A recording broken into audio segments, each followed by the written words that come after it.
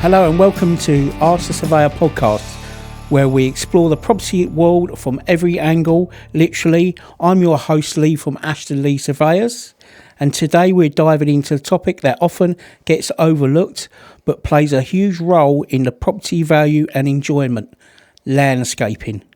I'm joined by Vicky and Darrin from DRH Landscapes, a fantastic team with passion in creating beautiful and practical outdoor spaces.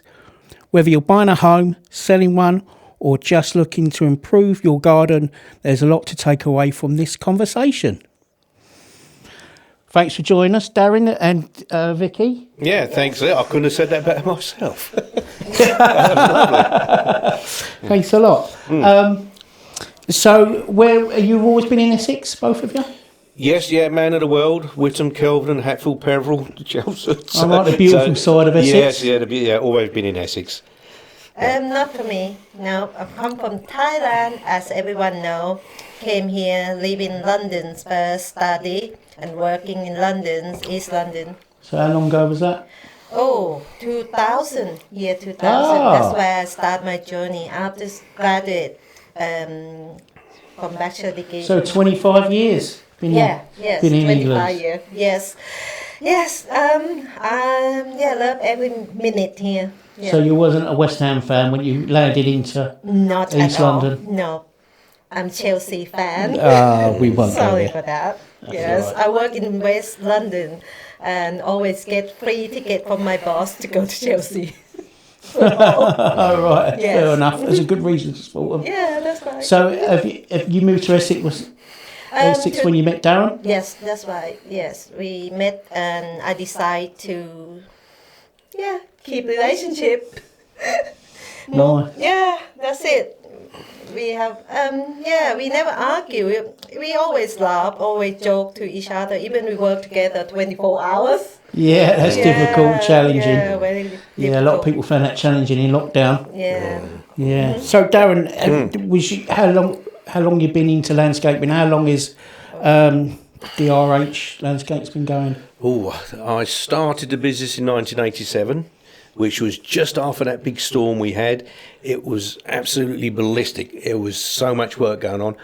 My dad at the time had his own building business, and he was a builder's contractor. So obviously he was inundated with roofs, fences. There was trees down. So I rushed out and bought myself a chainsaw. Everything was all sold out. You couldn't buy anything, and then that was really it. And then So you was young then, really young. I was 21. Yeah. Well, just 21 actually. Yeah. So brave to start out so early. Yes, but I feel I was ready for it because I'd already been involved in gardening since leaving school. I first worked a big private estate as assistant gardener, and I was there for 4 years. And then after that, I worked abroad for a little while. Met Joan Collins and a few famous people there at a big villa there in the south of France, and then came back, and then that's when we had that big storm. So it sort of set it up. I remember it well. I slept through it. Yes, so did I. So did I. Yeah. I walked to school and all my friends were going, "Oh, what are you doing? Walk to school." I was dressed in my uniform. Right. And there was a tree across the road, and I was ever so confused what's happened. Tiles in the roads, and there was lots of damage. So it's something positive come out of that. Yes, definitely. Well, the company I was working for at the time, it was all the work was in London, and I hated it driving all London all the time, being a local Essex boy. And they said, "Well, don't bother coming in till the winds die down." I said, "Come in." I said, "I can't get out the end of my road because there was trees down and things." Yeah, and that was it. So I thought, So that was the start of That was the start of DRH. Yeah. So I suspect I know you have developed largely since that day with a chainsaw. Mm-hmm. So what do you specialise in now? Oh, everything. I mean, originally I was just sort of garden services, which was anything to do with garden maintenance or perhaps fencing, patios, where now we have a whole hard landscape team. We have design, both me and Vicky do design. Yes. We start full package of garden design probably about 10 years now, doing 10 years. Yes, offer people that they can see the vision, 3Ds, and finish the whole project off with our own team. which is our strength for the business. Yeah. So the whole design, what does design include? The design includes first site visit, initial site visit, discuss with clients what they're looking for, what they want to achieve for their gardens, because as your own garden, you want to spend time, relax, and see what you want to see in your garden. So we let them do the wish list and send to us when we decide potting plan. And so once they've watched Chelsea Flower Show on TV, that's it. And then they get some ideas, and then they come to us. Chelsea Garden, I always think Chelsea Garden it is kind of it's can I call gimmick. I'm worried people are going to hit me for that. It's good for inspiration. I know what Vicky says. It's very fantasy and it doesn't always translate well into someone's garden. But you can nitpick ideas that you might see a certain thing and think, oh, that could work, and then you could include that into a design. But in real life, you can't have the whole lot in your garden. It's planting, everything. It costs you money. You need to know what you want to see later on, what you're planting in, and would you be able to maintain it and look after it. Yeah, that's right. So you design everything, so that's including ponds, planting, shapes of the gardens and lawns and pathways, patios, wooden structures like pagodas and stuff like that. Garden rooms, water features, fences. Yes. High maintenance, low maintenance. Yes, that's a question I ask clients first time. Do you love plants? Do you have time to spend to look after? And they will give me the answer. No, I work full time. I wouldn't. My time is just like out 6 o'clock in the morning, come back home 5. I just want to in summer. I just want to sit in the garden, relax, listen to birds sound. See, everybody likes a beautiful garden, but not everybody's got the ability or even time to maintain it. So what looks good in a magazine or Chelsea, if you bought Chelsea, it doesn't always translate well to your own garden. No. So you've got to do what's within the realms of your capability. Yes. So what we done, we offer low maintenance planting plans for them. Yes. So they can just, after we done everything, decide, we can keep up with maintenance for them as well. Some garden, we just visit them once a year. With me, is I love a nice garden. Yes. Because I do surveys, and the the feel of the house is different when you're walking through a lovely garden that's been planted well and the colour schemes are great, to somewhere where they just might mow their lawn twice a year, and it just changes the whole feel of the house. Me, I haven't got time to do my garden. I know I don't like I like a nice garden. So So I think that's most people now, is it? Busy lives. But you also would have people where they want to spend lots of time in their gardens, don't they? Yes, they do. Yes. So the idea is we can put a structure there, and then we can provide the planting plans with the low maintenance.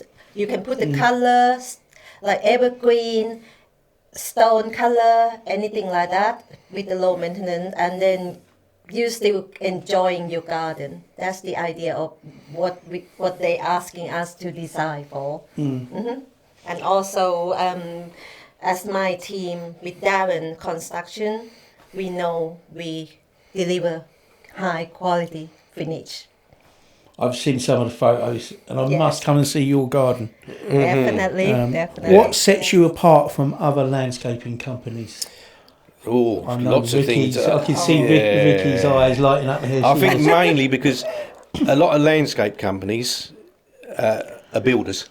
Yes. And a builder will do you a nice patio or a garden wall, but they won't understand about plants. And the garden is not complete unless it's got plants. And this is the depth where I've done Rittle College training. Vicky's been to Rittle, so we've got that knowledge of plants. So in other words, we wouldn't plant you a 200-foot Leyland cypress in a small garden. You see, that sort of thing. This knowledge is key. Also soil types, and also you've got to take in sun, shade, all them things come into it. So, and then you'll get a garden designer who know plants and know design, but don't know how about construction because they can't construct it. Yeah, we met a lot. So they won't understand also how the garden works that way, where we do both. So we link everything together. Yes. It is for me as a designer. When I graduated from little college, I was struggling as well. First year, when I started doing my plan with my team, they just think your drawing doesn't work. That's the answer. Every time your drawing doesn't work with the level, with your idea, your structure, with the pergola doesn't work with us. They just change. So that's experience teaching me, working with a guy, asking them how can I resolve the level problem, how can I fix it in to make my plan perfect, refinish as my drawing. Yeah, over 10 years. So it's the full package, but in strength, no weak points. No, I think our units. Also, we can maintain it Yes. once we're finished, so we can keep it looking good. So that's another strong point. So you say there's not many companies that offer everything. Yeah, so I would say we're quite unique in the market that way. And also we like to use reclamation products, add into the design as well, and our quirky style. Yeah. And we love color. We're not afraid to use bright color, as you can see. Yeah. No, I mean, I do see a lot of gardens now where they are a bit bland with perennials, and I mean, I sound like I know about gardens. I don't. I mean, I just go to the garden centre. And I think most people do this, and the knowledge of plants. I haven't got a clue. I've only recently, since I've got a bigger garden, difference between a perennial and a annual. Is that the same thing, perennial and annual? But you know what I mean, flowers. Yeah. No, perennial is year after year, and annual is seasonal. Seasonal. So so I put plants in places, they die, so I try another one, and I don't really know why they die. It's all about shading and sunlight and stuff, and it's really important, isn't it? Soil type. And soil types help. Yeah, a good little tip there is see what your neighbours' gardens are like, see what's flourishing in their gardens, and if, say, for instance, if they've got a camellia or rhododendron, then you know they've got an acid soil. Yes. So little things like that. Obviously, roses will grow in any soil, but certain plants will, heathers for another. So you can always change elements of this by using ericaceous compost, which is for acid-loving plants. So but you're probably better off putting in containers rather than in the ground, unless you did a big planting pit. Then you could do something like that, so it adjusts. Right, very technical. Yeah. No, we do it all the time. We have to notice what their neighbours have in terms of plants. So going back to when I'm looking at houses, I see the importance of gardens and how so how important is landscaping when it comes to adding value to the property? I think it adds value. You may not have the answer to this, but I think it adds desire. So if a property has a wonderful garden, like do something, the people fighting over that property will Definitely. push the property up. We get this all the time. It's what the estate agents term as curb appeal. In other words, it's a difference of driving past the property or stopping. So we can create curb appeal. And if a property's got curb appeal, you're more likely to go in and find out the rest. Yes. I got good example. It's just near my place. We done 4 driveways, neighbors, one in a row. And then one property sold out 2 years ago. I met the new owner, went to talk to him, and then he said, "Did you do this driveway, Vicky?" "Yes, I said my team." He said, "The reason I purchased this property because of the driveway that we done." Oh, okay. Yes, Good it's story. kind of more than 200 square meters in Leventhal. Yeah, it's a big driveway. Yeah, that's. And with the garden, we have one in Wickham Bishop, which is 40. How many acres? Sorry, 6 acres. Yeah. All right. Yeah. 6 acres. That been on the estate agents recommended that is best property. One of the best free maintained properties in Essex. Yes. And then they even. I've seen that. Yes, yes, on the presentation. Beautiful. Yeah. That sell the house. And when I first saw the new owner when he bought the place, it was all overgrown. But what I did is because it's such a vast garden, sectioned it up in little rooms. So you had an experience as you went all the way through the garden. So as you'd go around one corner, there was something different. Yeah. So there was always something different to look at, and it took you on a journey. Secret garden. So we're talking about driveways. What are some lower cost solutions for driveways if they have got an old lawn, a 3-bedroom house, they've got an old lawn, they just spent all their money on a drop curb, and they want a low cost making a driveway. What is the best solution? Well, the cheapest one would probably be a stone or a shingle.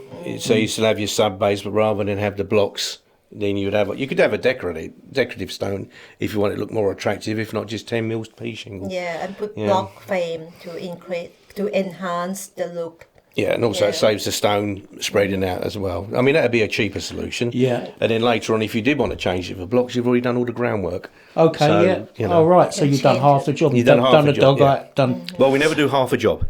Sorry, no, you do, but yeah.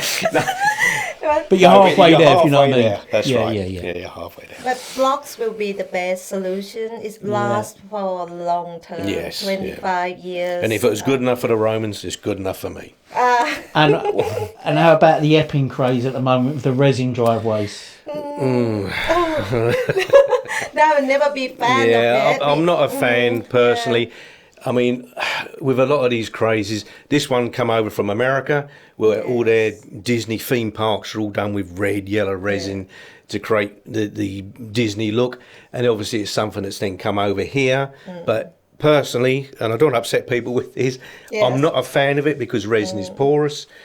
The water will come through, and if we get a hard enough winter, it will freeze and it'll all come up like a sheet.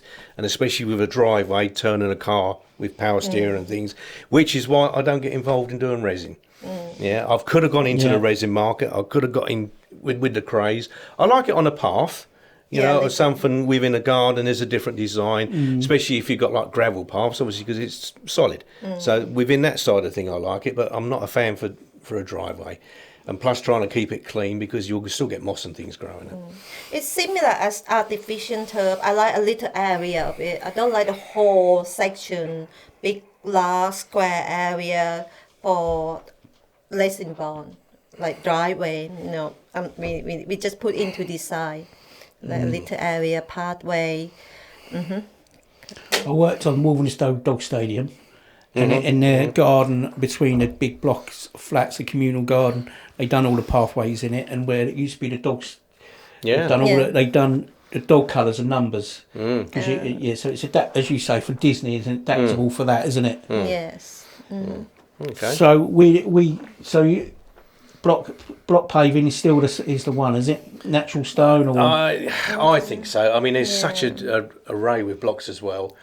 Different styles, different colours. You can't go wrong. With the latest. I mean, the other thing as well, if you got things like a tree that's going to grow over years, it's something that you can adjust, you can pick up. Or if there's say for instance, the water board want to put a new main in, or BT is BT still going?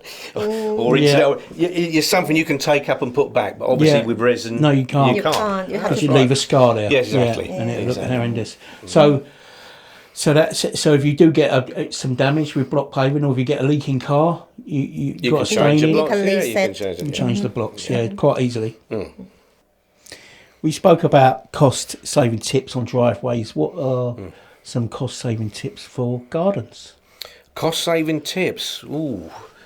I think the more you can do yourself, the better. DIY. It doesn't save though. At the end of it, with DIY, no, I disagree with that. You just need to get a proper professional, wait for the right time, save your money, get the right man or right company to do it, and then that will be it.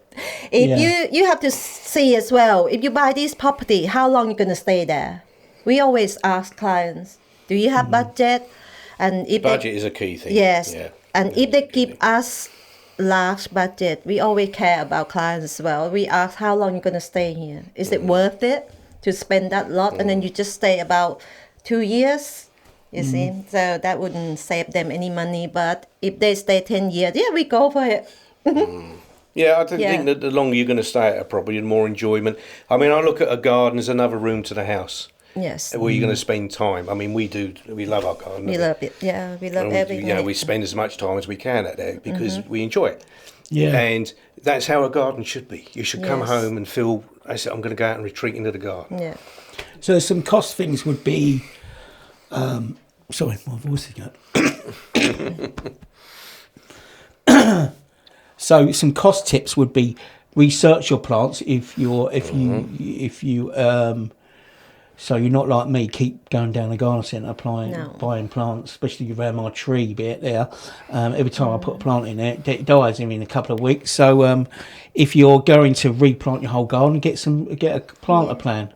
Yeah, plant plan is a good thing to, especially with like a new build, because obviously all new builds, apart from a few little slabs that stick outside the patio door, it's a blank canvas. Yeah. So this is where a good laid structure is really going to benefit over the years.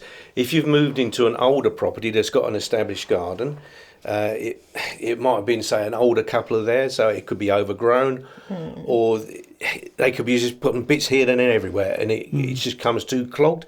So a good sort out would help, and then work with your structure of the main established plants you've got, because it takes a long while for a plant to get established, and then use that as a backdrop for your new planting. But all of this is planning, and not, you don't just steam in there with a machete or a chainsaw and cut everything down, as I've seen before people have done, and have really destroyed some really lovely plants. Yeah, you know, so it's thought as well. You know, and I have to say, if compared to Thailand, where I'm coming from, a nursery every day sell their plant very well daily basis. It's because plant over there is not expensive as here. And then in Thailand, you only have one season. I know they have rain, they have heat, hot weather, but they still like their weather steady. still steady. Not like in here you have 4 seasons. Yeah. You have winter, ground falls, everything. You have to study what plant is. Do you put that in your designs, things to look good in all through the seasons, like autumn is beautiful, spring is beautiful? Yeah, I try to when we design a garden, it says what we term as all year round interest. So in other words, no matter what season, you've got something to look at. Whether it could be like a bark, say, of a betula, a silver birch, being technical, silver birch tree, or even the cornices of dogwoods, right through to the autumn colours from different maples. Spring colour, obviously we can add bulbs, which will give you a spring colour as well as other spring shinomis, other sort of plants as well. It's just so that there's something going on all the time. I think you get too... I'll get too technical, sorry. That's fine. So going back to new builds, because there will be a lot of listeners listening, and typically my experience is a new build, depends on the builder, but sometimes you just get a clay lump of a square rectangle clay plot. We've seen it all the time. And there's bricks, and they maybe put a little bit of soil on for the grass to grow. Yep. But then after a year, you can see the bricks coming through the grass, and the lawnmowers catch it, and it all sorts of problems. That's a typical new build. They We've had it before where there was a little bit of metal sticking out, and it was a whole wheelbarrow being buried in the garden. It's just, especially if it's a corner one, because it's the last one to be done, and that's where they do all the knocking up and work, and so that can be often the worst one. But what they tend to do is scrape all the topsoil off, put it to one side, so you've got all the subsoil, and then they put a sprinkle on top, and then just chuck the turf down. That's what you've got, which is why your soil is often poor. And the grass just shrinks and just... it shrinks. There's no goodness in there. No, that's right. You need a proper organic compost. So how would you tackle a clay garden with a little bit of a sprinkling on? Clay is a hard, because the thing with clay is you must have drainage, because it can be waterlogged and then it can bake like a desert in the summer. So you've got to get, the best thing is organic matter in there to break it down first, plenty of rotivation. To try and do away with the clay would be too expensive. So you just got to improve what you've got on that sort of thing, And it's the same with on the garden as well, within your beds, Essex is notorious for clay. You've got clay all around the place.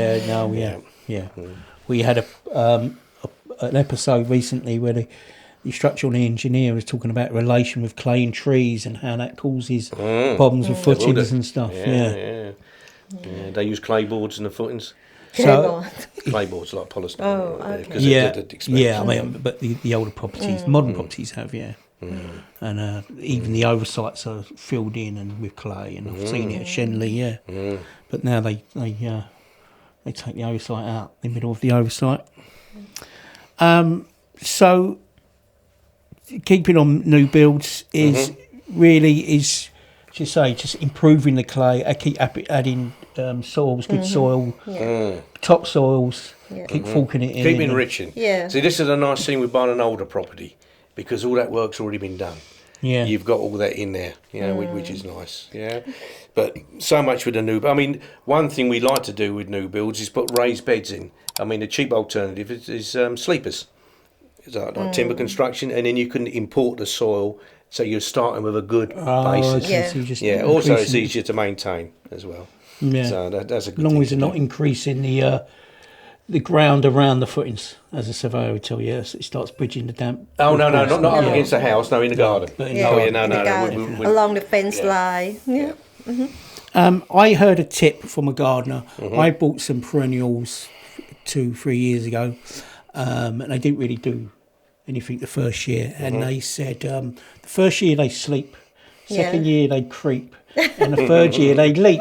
Is there any truth in that? Or? Yes, because they have to get established. Yeah. Yeah, it takes a while to get established. But once again, soil preparation is key here. It really is. Yeah, it really is. I mean, preferred way I'd like to plant a hedge is we dig a trench. So you've got the whole area which is completely infilled with soil, new soil, compost. Enrich the whole area, so then the roots spread out, rather than just dig a hole and you've got a pit, you see, because then you're restricting the roots to there. So it's the same thing. Soil enrichment is key. Also, like in the autumn time, a good layer of mulch is ideal. So the second year, what would you say? Once you've planted the first year, what would you do the second year? Give good feed? Yeah. There should be enough nutrients in the soil. I mean, obviously feeding is going to help whatever plant, but then you can overfeed. Right. See, so I you didn't can, know that. you can overfeed. So you want to. I always like to use a nice organic top dressing, and then that naturally is taken down into the soil, and that will enrich the soil as you go, and that's natural. Where a lot of the plant foods, obviously, they just feed it there and then. Okay. You with me? So you haven't got that nice steady flow all the way through. Is that why the slow release? Slow release Balls, fertilisers, osmocote, things like that. Yeah, you get a lot of that in the plant pots. That's them little round little balls. Yeah, that's what they're for. Yeah, slow release. Yeah. So you said you didn't know nothing. I did. Well, Or plant liquid plant food. You pick things when you up. start a conversation, you feel like, actually, I don't know a lot about landscaping, but you just naturally pick stuff up. Yes, you do. Stuff up over the years. Yeah. Well, a lot of it is passed down. I mean, my granddad, who was a fantastic gardener, he's really old school vegetables, chrysanthemums in the glass house, and I picked up a lot through him. And obviously staying there when I was a boy, when my parents used to go out socialising a lot, that's where I was, and that's where I picked me real interest from gardening up. His name was Percy, was it? Yeah, he was actually. Yeah. No. But you never grow a vegetable, Darrin. No, I don't grow vegetables. No. No. In fact, it's a funny story there. I used to buy all these out-of-date seeds, and I used to take them to him, and he'd say, "Bloody flowers all the time, boy." He said, "I can't eat flowers." I said, "Yeah, but Granddad, vegetables don't look very nice." That's why we only go. That's why we only grow flowers. Yeah. Especially Brussels sprouts. Yeah. Are there any trends in landscaping that buyers and sellers should avoid at the moment? Trends. Yeah. I don't know about avoid. I mean, I think with all fashion trends, they come and go. Yeah. I would say I don't like the trend of just basic colour, contempt, grey. Yeah, I Carry on maybe should sharpen it on like bamboo. Bamboo's been fashionable the last 10 years. I'm finding issues where it's sprouting up in gardens 2 doors up in the middle of their lawns. So the advice we give is to pot it. Yes. Keep it in pots, and so it doesn't spread. Well, you can get clumping varieties. which don't spread. Yeah, I mean, they're the Yeah. ones really to use if you're worried about that. But as you know yourself, and I don't need to tell you, the roots and the runners from bamboo, they pick up concrete, they grow, they even come up through your floorboards in the house. Yeah. Yes. It is that bad, so be seen very pictures of careful. that. And also, if you look at a property, an older property, and it's got established bamboo, I mean, many times we're called in to dig it out, aren't we? Yes, Yeah. get rid of Have it. you Very been- invasive. I think with the trends, like Darrin said, with the bamboo, people use for screen, that should avoid it and use kind of standard tree instead, like peach tree to make the screen. Yeah, that Yeah. could be another option to go Have for. you been to Colchester Zoo recently?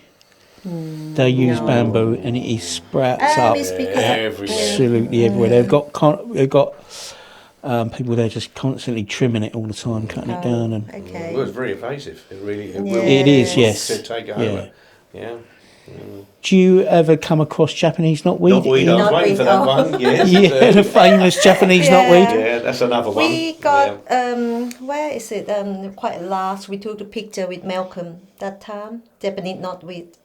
No, that's hogweed. Oh, that's hogweed. Sorry. Yeah, that's another one. Yeah, that's not. Yeah. Yeah, we do come across it, but this is something you need to report to a local authority if you've got it. And as you probably know, if you're looking at a house and you see it, it's another thing. Yeah, I've seen it. It's not That- that common, but I've seen it probably between 5 and 10 times, maybe. Yeah. It where I've seen it most is in America, and it is everywhere in America, especially if you go to Central Park. Right. It's everywhere. And I asked the local, is there a problem with Japanese knotweed? And they're not aware. It's not a banned species over there. No. Oh, So okay. it is. But you see it I look for it all the time, so I'm always conscious of it. And even get a cab in New York, you can see it on roundabouts and verges, and it's quite. I don't seem to be an issue with it, but Yeah. Well, it very can look nice quite in a way. attractive, as long as it's in the right and it location. flowers it Yeah. nice. Yeah, I mean, this is one of these things that was brought over by a plant collector. Like a lot of these things, thought, "Oh, this is nice." Same as the giant hogweed is another one. Yeah. And then it just takes over. It just spreads in everywhere. So it needs controlling, definitely. So, what plants would you advise not to get in gardens with invasive species? Well, I But think, not all invasive species are banned. no. If it's small garden, I would say considering with tree. Like you don't know what this tree gonna be in 10 years time Yeah, with their root. We just got a phone call this morning for ash trees.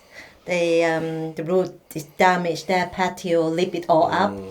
is that can't remember from memory, but is that where the roots grow across? They do. Underneath They have a and- taproot yeah. as well, but the worst one for this is prunuses, like the cherries, and they can run and come up in the lawn everywhere. So that's another. In other words, what Vicky's saying is be very mindful of what tree you buy. Yes, if you have a Even if a tree says it's slow growing, it will get big eventually. Yeah, Actually, the other garden we just decide they have what tree do you say they're gonna be large later and just close by to the house. What? Gosh, how many gardens I look at? I meant to remember this Sorry, one. yes. Just some people they like like to have a shade near their house, and then they didn't considering this tree gonna go and their root structure gonna damage their build underneath the brick, anything. so that goes back to a planting plan. It's really important if you're going to Yes. overhaul a garden yeah. and get some research. I If mean, you're just one- going to do one of the the odd worst tree, things- trees are really problematic. Yeah. Yeah, I mean, one of the worst things to this, Lee, and I dare say you come across this a lot of conifers.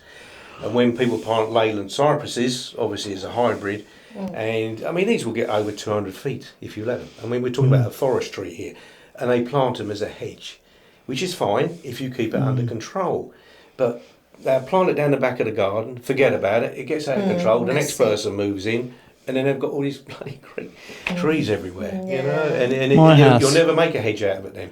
Yeah, my house had a conifer, Right. too big. I bought this big hedge cutter with the thing flat, like so it could reach it. I still couldn't reach it, so I got it cut down, And they originally cut it down at the front, and it just died. It never Yeah, came you back, can't and face it looked it too ugly. far. Yeah, if And you it take was- a conifer in too far, it won't come back. Yeah, because you got all the dead inside, and it just won't come back. So this is the thing. Once they get too out of hand, you'll never do anything with it. Yeah, You know, took it and- away in the end. And especially, say later on, if you wanted to say have an extension, the builder, the surveyor's only got to see a conifer extra metre deep. Yeah, which is a lot of money. Yeah. So, because conifers were big feet, they were 80s must have. Yeah. I remember my dad took planting them all across his down his. He lived on a corner, Right. all down one side. Yeah. Well, they were, but they brought a law out now with them, with a neighbour. They can't. I can't remember when that law came out. I think it was in the mid-90s. But if it because of light. So you can imagine you've got a The neighbour's right car. of light. Yeah, because you can't see. So they will make you reduce it or take them out. So it's something to be aware of. But not only that, they take so much goodness out of the ground. This is why nothing grows under them. And because all the dead needed, they're not. You can tell I'm not a fan of a conifer. Yeah, no, I don't think. I'm not a be fan. better. I don't. I've never found anyone who is. Because they're not very nice, are they? Yeah.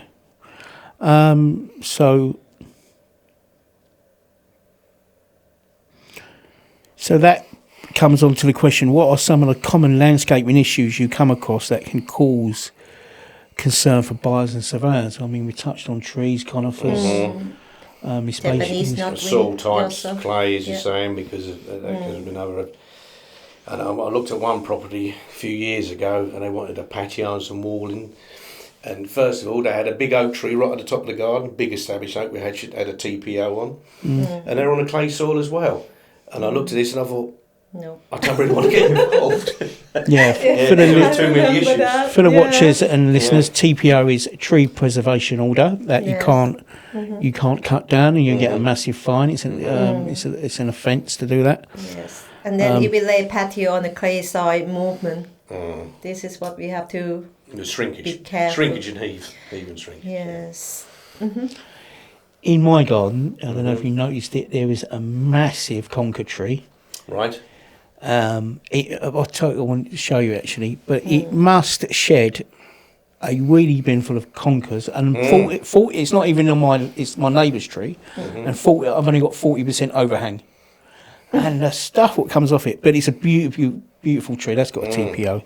Well, this is another thing to bear in mind, because especially now, where our local council are charging for the green bin. Yeah. So getting rid of waste, this could be another problem now. So if you've got a garden full of herbaceous shrubs which need cutting down sort of in the autumn, you've got lots of autumn leaves, it can take a lot. Yeah. So this is another thing to consider. Yeah, it's the work. Yeah, definitely. I didn't consider that actually. But I know Southend Council, I had to get a second bin because of the neighbour's tree. The shells and so it must do shells and 3 wheelie bins full a year, and 6 leaves for the leaves. Yeah. So I think Southend Council's £40 or £50 per bin. Is it? Or was it Yeah, 60? Braintree Yeah. Council's at 55. Similar.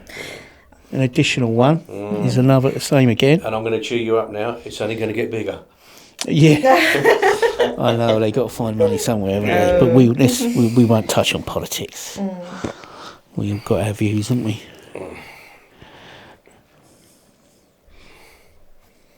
All right, everyone.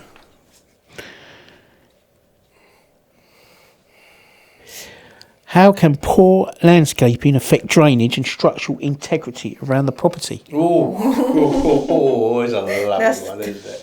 It looks like you've got an answer for every one of them so far. How can it affect? In many ways. Yeah. Common mistake, obviously, with DPC, with damp protection course. Oh yes. We need to keep 2 below.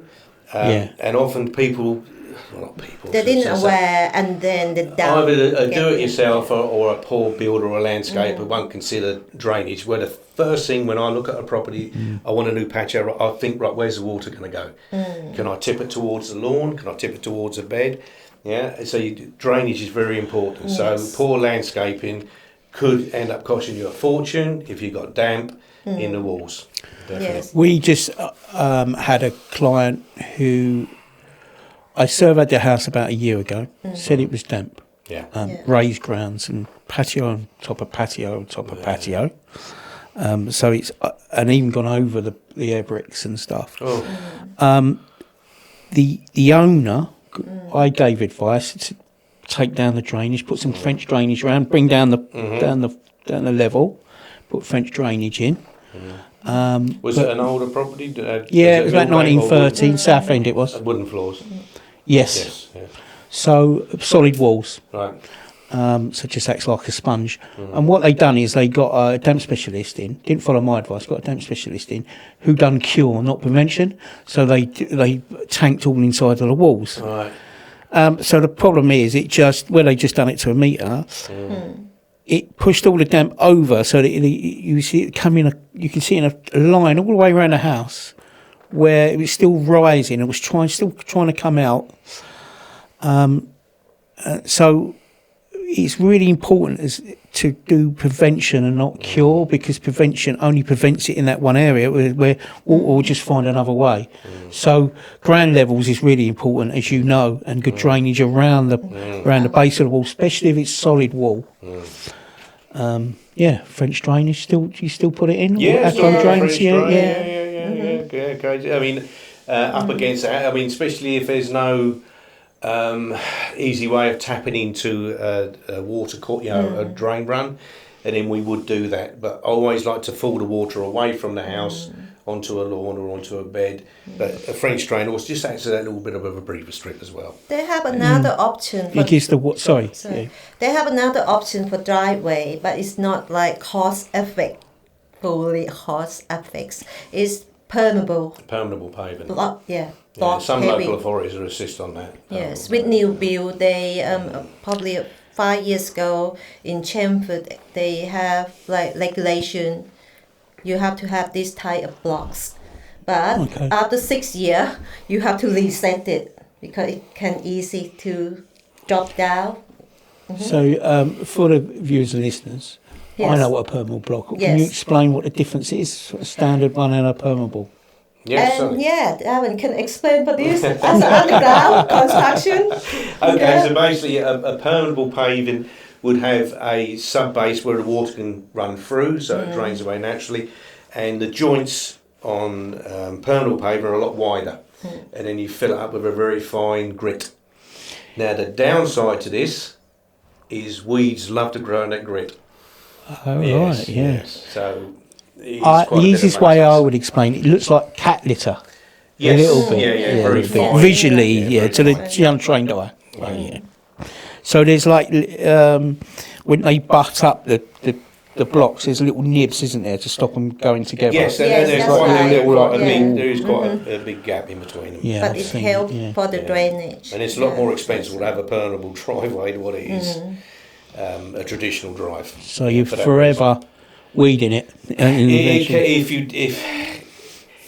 If you don't keep control of it, yes, you'll end up with weeds all over it. Yeah, So that brings on to our favourite subject, weed control. right. Okay. I de-weed and a week later they're all back again. So what is the best way to keep control? Just keep little and often to pull them out, or is there? I think definitely don't let them go to seed. There's a lovely old saying, sort of 1 year's seed. 1 year's flowers. No, what is it? 1 year's seed, 1 year's seed, 7 year weed. Oh, Very really? Yes, yeah. An old Hence saying. why you pointed out that. That one out there for me. Yeah, I that's can't right, wait after the yes. podcast to get my shears out, get rid of that one Yeah. before it spreads across the garden. Yeah, on flower beds and things, just say mulch is a good one. Any type of mulch, but bark or something a bit more consistent. I mean, also that help keep the moisture in for plants as well. So that's a good thing, especially with this hot weather we have. What is mulch? Mulch is like a covering, like a layer. No, what is come from the tree? You trade Well, you could have either bark mulch. back mulch. Yeah, so bark. You could have wood chip as a mulch, or you could even have like the bottom of your compost bin. As well rotted. Yeah. So mulch is a general term for wood chippings and Yes, that's and bark. Bark. That's yeah. mulch. Yeah. But you can't go wrong with mulch. I mulch all my beds and everything. Yeah. So in the autumn times, especially like if you've got a herbaceous bed, cut all your herbaceous down, leave the stalks high enough so you know where they are. Good cover and a mulch. Tuck them up to bed for the winter. Nice. Yeah. Nice and cosy. Yeah. So what's the block paving can be a nightmare with weeds. Yes, I mean if left. New If block left- paving, they kind of join close together now. The new block pave, not the old one. no, block pave always has a joint in between. Oh no! I mean, with the grout, they cut the new sand. one. Yeah, the sand. I mean, you can get a kiln dried sand with a weed suppressant in it. Yeah. But the best thing I find, obviously it's got to be laid professionally, is to seal it afterwards. Once you seal it, the sealant turns the sand hard, and then that stops the weeds growing. And also it'll bring the colour out in the block and protect it as well. So sealant's always a good thing to do.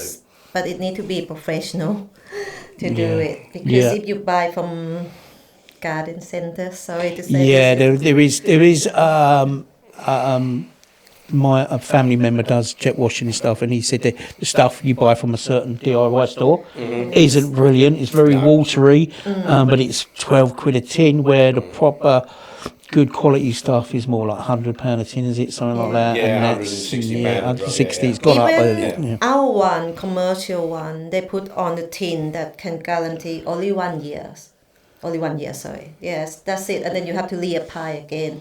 But the driveway we done with the sealant just near our place is 7 years now. If you haven't been under large trees, canopies, that's it. You haven't got anything drop it on to create seed or anything Well, like that. you're always going to get weeds. So you're never going to stop weeds. But it could be last longer. If the driveway is laid correctly and there's no movement, then you don't get the break in the seal.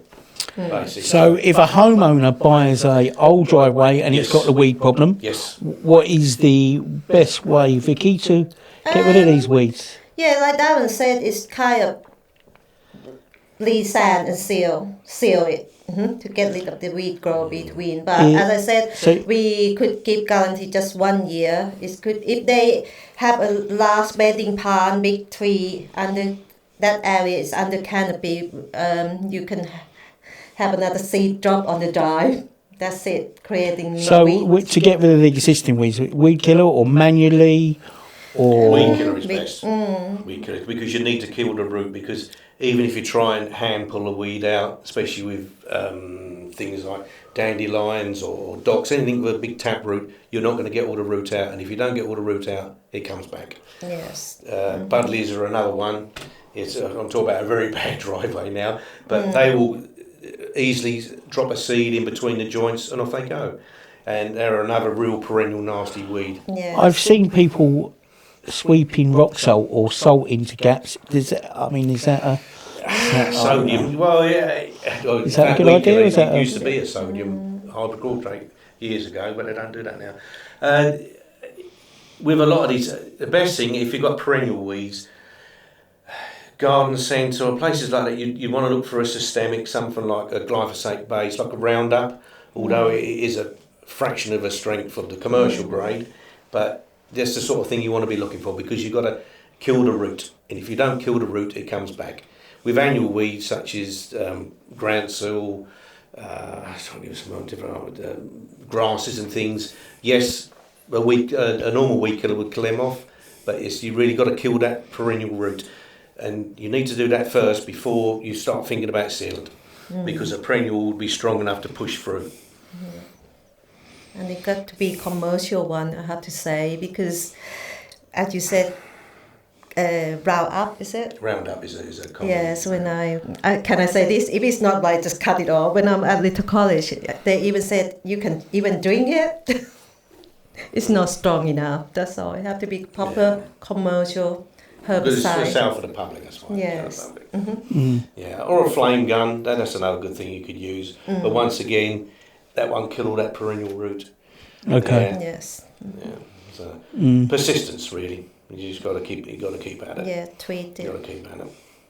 And a weed is just an unwanted plant, isn't it? Exactly, yeah. Definition of a weed is an or a plant in the wrong place. Some weeds flower lovely, Yes, don't they? yeah. Oh, many an argument I've had with people saying you've got weeds. No, they're wildflowers. No, they're weeds because I don't want it there. That's the difference. All right, good advice. So, how have you've seen my lawn? How can I get a perfect lawn with a tree overhanging it and a dog? I think that's impossible, isn't it? But, I think we're just going to have to compromise. yeah, you're gonna have I to thought it compromise. was. Yeah, I mean, regular irrigation and keep it nice and green. Yeah, good feed. Yeah, aerating obviously as well. Scarify. When you see these people with these immaculate lawns, trust me, they're on it 24/7. Yeah. Yes, it's not just a case of they're lucky. No, because this is why you have a greenkeeper, because that's their job, just to look after the grass. Yeah, so my lawn's never going to look like Augusta, is it? No. Well, you can. If you look after I mean, you can get lawn care it, companies come in that they will improve it. Yeah, but it depends on what. Like with all things, it takes a lot of time and a lot of work. Yeah. This year, I mean, other years I've top dressed it, and by now I would be. Or in May we had a very dry May, didn't we? So the ground was quite hard, so you couldn't fork it, or what do you call it, aerating? Aeration, yeah. So what is aeration? Basically, it's like putting holes, like little channels in the soil to let the lawn breathe. Then you can go over this with a very fine sand, which helps assist with the drainage as well. So it's all part of it's all part of. So if it's clayey, then you want to break it. You certainly need to do that. Yeah, because you'll have that same thing in the winter. It'll be like a bog, and in the summer it'll be all dried up and cracked. Yeah. So being landscape designed, what do you think of artificial lawns? I think in the right place they're fine. Yeah. Yeah, I know they're not very PC at the moment, and a lot of people are against them because of the environment. But having said that, in the right place, I think it's fine. Just say if you've got an elderly relative, and they can't cut the grass or something like that, then a little bit of artificial grass, I think, is a good option. Yeah, I've not heard that the environmental. I've not heard the environmental issue. What is the issue with it? Is it landfill? No. Just with the fact of to do with the insects, pollinators, and yes. A lot recently we had no mow May. In other words, don't cut your grass in May. So going back to natural lawns, how can we or me get them lovely football pitch lines in your garden? Is it the type of mower you use, or? Yes, well, obviously you've got to have a nice lawn to start with, because if you try to do that to a rough lawn, you're not going to get that anyway. So in other words, if your lawn consists of 60% weeds, 20% bare patches, and perhaps 30% grass, you're not going to get that perfect lawn. But let's assume that your lawn is of good quality. To get a stripe, you want to maintain at least fortnightly cuts. Don't cut too short, and you need to go backwards and forwards, so you're up and down, not just one way. Yeah, and how you would do that is, my favourite mower would be a cylinder mower. And a cylinder mower basically has a rotating blade at the front, glass collection box at the front, and a roller at the back. And when you see these professional lawns, such as stately homes or golf course, everything like that, this is the type of mower they use. And by going up and down, that's how you create the stripe. Or if you've got plenty of time on your hands, just walk up and down with a stiff broom, but go one way no one way than the other. Well, I'll be all doing a stiff broom. Yeah. So, Vicky, your role in the company is Garden Designs. Yes. So, we got a question here. Any recommendation on making small outdoor spaces feel larger and functional? Yes, you can. You have to think, first of all, make your homework. What do you want for your garden, as I said. So in that case, when you've done that list, we can help you, assist you to design and make it all functional, utilize the area. Sometimes you think, where can I put washing machine? Sorry, not washing machine, sorry. The washing line. The rotary line, The rotary line. That's washing what line. we can design into the garden. And I'm Japanese garden, this one, and the lady just said, I can't leave without washing line. I decided pathway to go to her garage. So she said, can I move slightly to 2 foot so I can stand on there and have my washing line? Yes, you can do that. And also bin area. You can separate section, hidden this section away and utilize it, or connect it to another section. When you set your sunspot in the evening, is that area you can linking to be a seating area as well. Yeah. So, apart from having mirrors all along your fences, how can you make the garden look bigger or seem bigger? With the colour, I would say for my thing is with the colour up and the tier planting. You wouldn't plant all your big plants up the front. You put your bigger plants to the back. Say if you wanted a small tree in a garden, you keep that to the back. Yes, as a backdrop. So you have that as a focal point as well. So you're looking down the garden to that tree. Yes. And then create your plants in tiers. So they're going up. So your eyes cast back. No, and also with this type of slab, the side, everything is this element can help your eye as a big wider perspective, something like that. It can help. Yeah, a smaller slab on a patio is going to make it look bigger than a bigger slab. So it's a little illusions as well. Yeah. Also, when designing beds, don't just do straight lines because your eyes will just follow them straight lines. Add a bit of curvature because that will make the garden appear bigger as you look down. Because the garden a curve. It's little things you can do. Yeah. So Vicky, if I had a list and I didn't really know what colours to put in a modern garden at the moment, what colours would you advise at present? It depends. We will check on your brick house colour. If you like contempt look, the colour, or if you like grey, which is now people love grey, contempt. I always said people like to be like walk out from there in indoor, the same colour as outdoor patio area. I would say get something different because garden, you treat your garden as the other room. The separate room. Yeah, the separate room. It lead you to want to walk outside, spend time outside.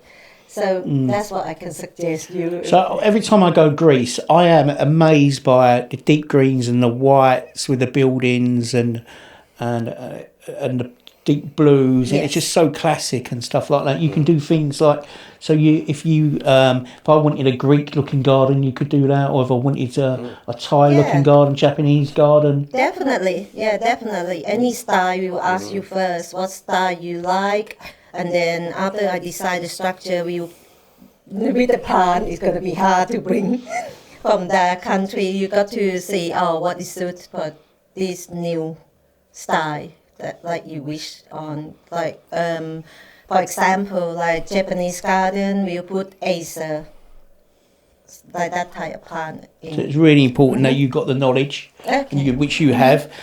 So for customers when they're choosing a landscaper and garden design to do their due diligence, what should they look out for the quality of the company? They can check online as well, see what this company accredited by, or for us Google reviews. It means a lot. It's genuine review from our customer, what they experience using our services, and also like we accredited by Bali's with this association.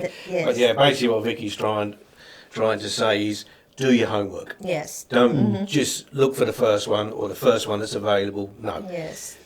Or the cheapest one. Yeah, the cheapest one. Yeah. That never works. Friends are good. Ask friends. Could they recommend anyone? Yes. Or go by trusted things like that. With us, like as Vicky's saying, we've got the accreditations with us, which is what Vicky was saying, which is Bali. Yes. We're also Talisi accredited.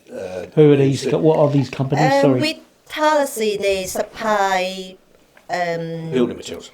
Yeah, building materials, decking, composite decking, and porcelain slabs or Indian sandstone. This company, they give 10-year warranty to their products. Even 20, okay, that's massive. Yes, even 20 years for their composite decking. Yes, they back us up on this. If installed by a registered. Yeah, right, okay. Also, Turbomore, which is paving company which for driveways, they give warranty for their products 25 years. So installed correctly by their recommended installers? Yes. Yes. They will give the guarantee. You can Yes, check on their website. on their product. Yeah. I mean, we guarantee our own work for 5 years on paving. Reason 5 years because a tree could grow big in 5 years, or a neighbour could plant a tree or something Yeah. like that, and it could cause different problems. Yeah.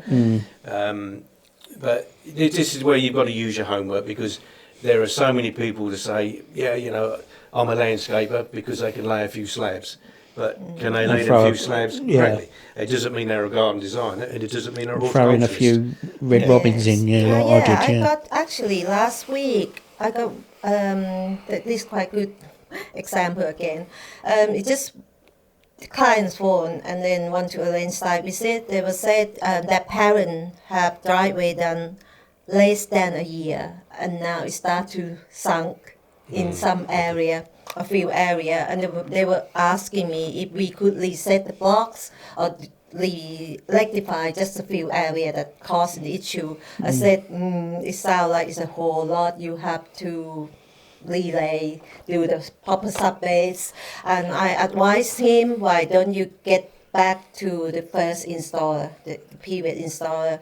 They said, no, my parents couldn't get hold of them. They haven't got the name. They lost their business card. They haven't got the name on the van. That's it. Yeah. Disconnect. Yeah, so if they haven't got a credible website and signage Yes. and established companies. Yes, that's the main thing you got to check. Yeah. Because, as I said, it never be a cheap job if you have to pay it twice. You find that on Facebook, they just recommend their friends, don't they, and their boyfriends and Yes. so on and stuff. You can see by the accreditations you've got and the establishment and your website, and I spoke to you many times in networking, Vicky, that you are a credible company. What is on the horizons of DRH Landscapes? Oh, what is it? Yes, so this year we submit the award for Pro Landscaper, and we've been in shortlisted. So we're going to go to that ceremony on 11th of July. And after that, after we received that good news, we got another one to go before that, 3rd of July, which is Tallahassee Garden Awards. We've been on shortlist again. Oh, wow, again! Yeah, I didn't announce that. With the Pro Landscape, we've got 2 categories in that which we've been selected for. Yes. And that's quite a big thing because it's national. So it's all over. It's not just Essex, it's the whole country. Yes. So to come as far as we have on that is brilliant. It's really good. And we go further than done. that. Another one, Chad said that. Oh, Bit of a secret at the moment, Congratulations. isn't it? yes, we've been invited. It's only 3 garden designer in UK been invited to do stand in Saudi Exhibition. Arabia. Saudi Arabia. Oh, wow. Yeah. Ah. Next April on, I'm not sure. You got a spare ticket for me? You can come with us. You can come with us. Bring your camel. Yeah. Yes, we've been invited for that. We're looking forward to that because we selected us. We've been interviewed through. They asked us why we different from the other, what the uniques. And what can we offer? And, Yeah. and Saudi Arabia is really investing heavily now in tourism. Yes. Where before their biggest thing was oil. That's starting to dwindle down a bit now. So they're looking to reinvest and redevelop the country. And they're looking for westernised input and inspiration. Yes, different culture to redesign their projects. These massive projects. That's Obviously, what we like do. what they see with us. So Yeah, and with your experience of from living in Eastern Eastern, part of the Western, world and now in England. yes, I can. So yes, I you've got can. vast experience, haven't you, Vicky? Thanks. So what areas do you cover? Well, all over Essex, Yes. Saudi Arabia. This is what. Oh, how. No, I would bring my camel, but he always gets the up. Yeah, so that's the sort of thing. Yes. Mainly over Essex, Suffolk, Norfolk. Yes, we do go into London, but I do try to avoid it. Nothing against London. Obviously, it's a wonderful city, but it's the congestion and Yes. sourcing materials and traffic. It's just, basically the guys get fed up. Yes, we used to have project in London, and it wasn't Big that project, good. yeah. Yes, for the guy, it's because they have to get up 6 o'clock, come back. 6 o'clock? No, they're more up than at 4 that. o'clock, left at 5, Yes. and Yeah. back at 6 o'clock. Yes, yeah. and then it's wear and tear on vehicles, and the guy's not happy. So with my tight work, we have to look after our team. We're so lucky that we're so well established where we are that very rarely do we have to travel far. Yes, that's Which is great. And in fact, if I say, "Oh, lads, we've got a job to do in Romford," "Oh, you're going to put us up for the night?" It's Really, yeah. Oh, yeah. No, local work's good. It's Yeah. because life balance. You spend half your life in a car, especially up London. Yeah. I remember the days when I was working on construction sites. I have a manager on the tools. You had to be at the ship and shovel. Careful how I say that. The ship and shovel by 6 o'clock. If you didn't make it on them lights on the A13 by the ship and shovel, you another hour on your journey. I don't particularly like going to London either. It's when you've done a few years of it. Yeah. It's great that you're a little bit down there. It's exciting when you're young, but yeah. So let's talk about the future. So that's exciting, awards and stuff for you. Yes. Are you seeing a shift towards more eco-friendly materials and producers? Yes. Yes, we always use reclamation, reused products. Composite a lot we tend to try and use Into our within design. decking, and it's coming quite mainstream now with fencing. And it's gradually coming into the landscape market all the time. And we will try and use what we can where we can, because we are very conscious of this. Because some additives poison the ground, don't like in sleepers and stuff. Is it? Some wood timber protect you. Well, Or is that all gone now? Well, with sleepers, I prefer the old-fashioned railway ones, which are not very good for the environment, but they're tar soaked and enriched, and that's why they last. Where the modern products, they're not allowed to put all the different chemicals and treatment in it now, and this is why the timber products don't last as long. But I you see can a lot of get sleepers rotten. Yeah. Yes, they do, because of that reason, But you can get, I notice with posts now, you can get a wrap to put around a wooden post to protect it, but the posts will always break at the soil level, where it gets the most rot, not actually in the concrete. So it's difficult. You've got to get the balance between the two, within the environment, but also practicality. Yeah, I think this is where composites starting to come in a lot. Yeah, I've actually I take my shoes off when I'm doing surveys, and I stepped on a hot day like today. Stepped on some decking. You've got to be so careful, like composite decking. Yeah, because it holds the heat. And a cheaper product will warp as well. It's like a cat on a tin roof, hot tin roof. I was jumping around. So, what's been your favourite project to work on, and why? Oh, do we have the same one? Well, you can tell. Vicky, you can tell your one. For me, I don't have a particular one. I love every project I do. Even we don't do it, even I decide, handing them my plan, I still love it. It's because every process to create one garden design is take time and input, everything. So I wouldn't say I have favorite one. I love every garden I do. Yeah, I'd agree with that. I mean, every garden we design or do, we always put our passion into it. Yes. To pick one would be hard, but I suppose if I had to lean towards something, I'd say the ones that we do on a theme. We did a Japanese garden a few years ago. Yeah. That was a good one. And the clients had travelled all over Asia, and they they decided to settle back down. They'd done all their touring, hadn't they? And they contacted us. And they said, "Look, we've chose you. Can you create this for us?" And we did, didn't we? And we went above their expectations as well. Yes, we did. And that was a good with the one. colour. Yeah, so I enjoyed that big one. contrast in colour. Low maintenance as well. And you see, in Japan, they just like a cartoon world, do they? They just very strong color-wise, red with black, big contrast. So we put it all in this garden. Yes, and with the low maintenance plant. So, was there any dream designs you'd done that didn't come to life, and you would like to come to life? The ones that they didn't choose, DRH. The one he. Oh, I'll tell you, there was one. Silver end. Yeah, the one silver end. We thought it's just new build and it rectangle garden.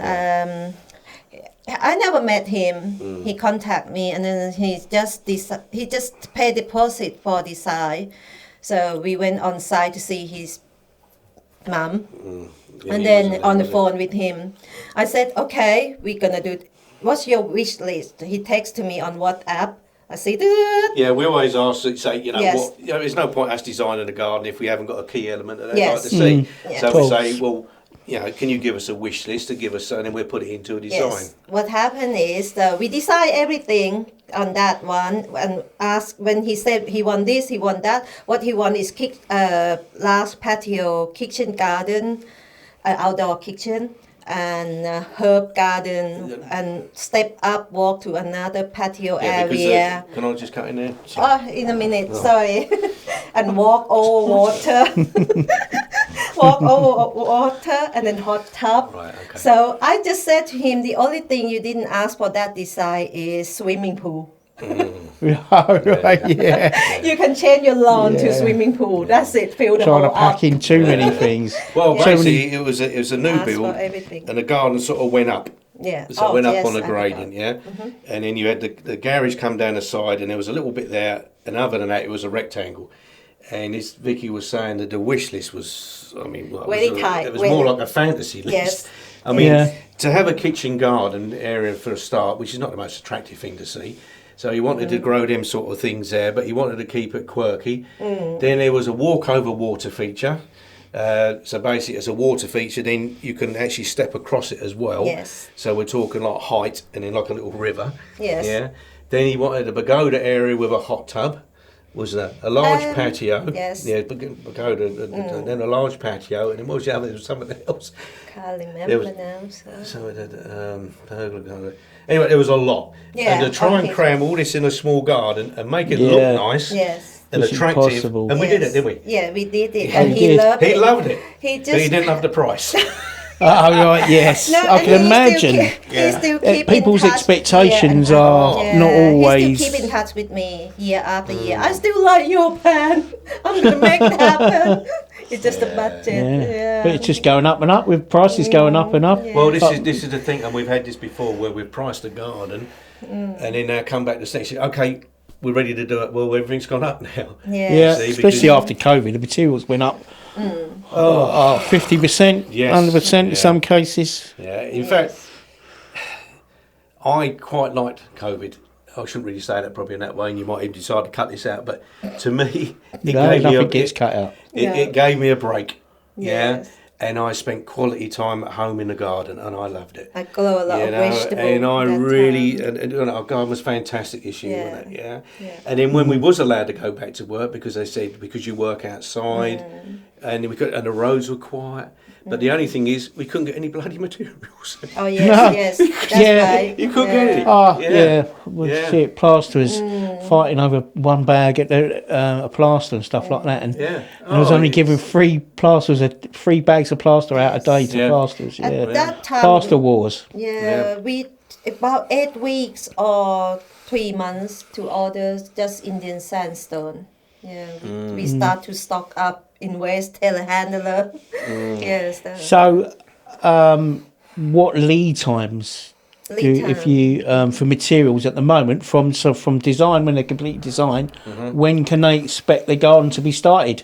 I mean, without your diary being fully booked, what are lead times on materials? Lead time is not. It depends. Yeah. Come here, about 4 weeks. About 4 weeks on average. I mean, most builders have a range of stock, and our suppliers do, Yes. don't they? But they're only stocked so much, and a lot of it is to order. But they can get hold of it normally about 3 weeks to a month, I'd say, when it. Lead with time for materials, yeah. Yeah, especially if it's anything a little bit different. Yeah, and we like different. don't we? Anything imported is obviously double the time and triple the time. Yes, Yeah. of course, yeah. Yeah. Anything.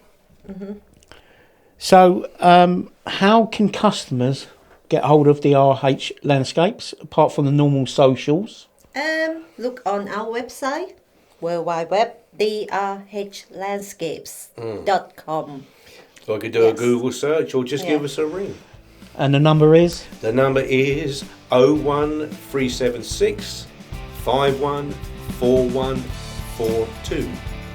If you enjoyed today's episode, don't forget to subscribe, leave a review and share it with anyone who loves a lovely garden. I'm Lee from Ashton Lee Surveyors. Thanks for listening and see you next time.